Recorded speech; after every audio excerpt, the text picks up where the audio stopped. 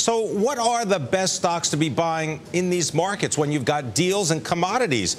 Well, my next guest thinks that some dividend-paying stocks might be a good move. I want to welcome Bedford Oak Advisors Chairman and Chief Executive Harvey Eisen. Harvey's got 3 decades of asset management experience and has served as top executive at Travelers as well as Primerica. You must have started in short pants, Harvey. You can't believe 30 years experience. And you're looking great. Thank you. So tell me, what are you telling investors right now? I mean, because there's a lot of confusion. People want things that are complicated. We're hearing about commodities moving to record highs, trying to figure out what company is going to be taken over. There's so much deal activity. How are you counseling people? Well, look, the bottom line is we've been through this before. This is not unusual. This is not new territory. This is one of the great buying opportunities we've had since the Great Depression. The bottom line is interest rates have gone from 20% 30 years ago to 0. Corporations are flush with excess cash. They are getting the hole in the donut return. That's why you're seeing all these takeovers. So when you look at what corporations are doing, they're selling debt, right, to the public. They're buying shares, doing stock repurchases and so on. Right. Is that what investors ought to be doing too? Well, of course. I mean, they tell you what they're doing, and that's absolutely the right thing to do. So what kinds of companies are you looking for right now? Are you looking for the things that are undiscovered, or are they really just in front of everybody's nose? We just don't want to pay attention. Well, look, I mean, this is not a complicated business. We as human beings make it complicated. In the early 70s, you had these things called the Vestal Virgins, which traded at 50 times earnings. Now you have the same companies and some new ones trading at 10 times earnings, yielding 3% above the return on the 10-year Treasury, that are increasing returns every single year, 5, 10, 15, 20, 25 years. It's a no-brainer. A no-brainer. So what kinds of stocks? Are we talking about a Johnson & Johnson, for example? Johnson & Johnson's a hard one because they make Band-Aids and people might have a hard time understanding that. How about Procter & Gamble that makes diapers? How about McDonald's that makes hamburgers? How about a company called Microsoft? All of I've heard of it, yeah, you might have heard of it. All of these companies have enormous excess cash, are yielding 3, 4, 5, if you want a high one, Verizon, which is now going to start selling the Apple iPod. The point is, these things are being given away. All right, if they're being given away, why does it seem that the retail investor is more interested in putting their money into bonds than they are investing in the stock market? Because, Pimm, that's how the game works. You have to convince people. First of all, you have to terrify them. 08 was like the Depression. 08 was like 73, 74. People are so scarred by 08 that they think the smart thing to do is to buy government bonds. Now, look, it's a trifecta. In 2000, it was technology stocks, and they took them out and they shook them upside down. In 2007, it was housing that was never going down. Now it's bonds.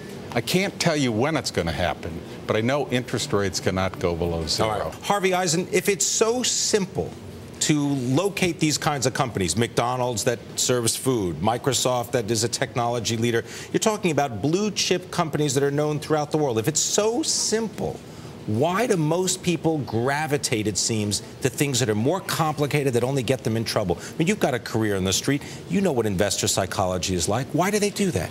Because that's the way we're wired. The news today is negative. The economy is doing okay, but unemployment is a monster disaster. 9.6% is a joke. It's really 22% if you add in the people that are working at jobs they don't like or getting underpaid. The bottom line is it always works this way. People can't go against the prevailing wisdom. It can't, they're not wired that way. So you're saying maybe just do a screen. We were talking during the break. Just do a screen for stocks that don't have a lot of debt, that are actually returning money to shareholders. Right.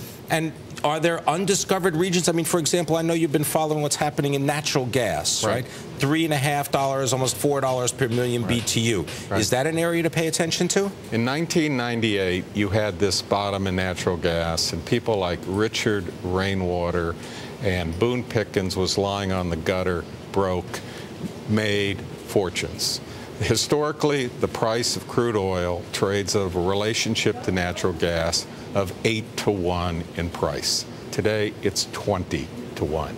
I can't tell you if it happens next week or next month. In fact, I can. It won't happen next week or next month.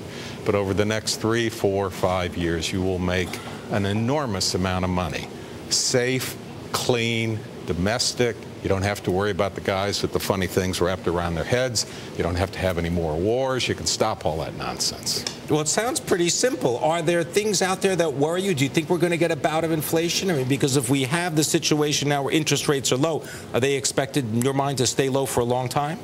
Well, the problem is they're going to stay low because the powers that be have decreed they're staying low, because the powers that be are driven by fear, like everybody else, and political forces. Inflation is coming back, in my opinion, for sure. The only question is when. Deflation, in my view, is grossly overrated. We are not Japan. We are an entrepreneurial company, and this is an enormous opportunity. You can buy master limited partnerships in natural gas and get paid 7, 8, 9, 10%. You can buy it in oil and gas. You can buy it in real estate. You can buy it in financials. You can get paid a lot of money, and people can't do it because they're scared. How do you get over the fear? What are some of the first steps? I mean, you've talked to investors during your career.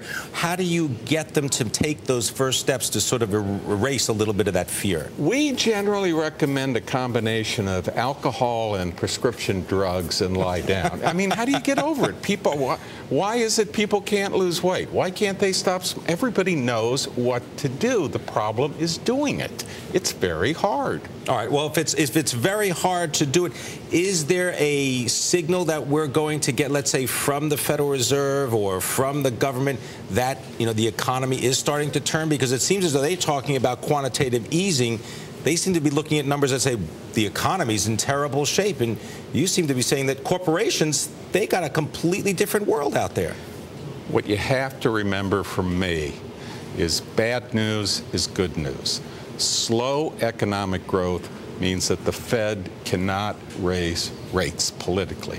High unemployment, they can't raise rates. That's the best environment for stocks. People, what's the flow of funds today? Huge into bonds, totally out of stocks. It is exactly the wrong thing to do. Now, if we do get inflation, isn't that typically good for stock prices? It's good like having your first martini.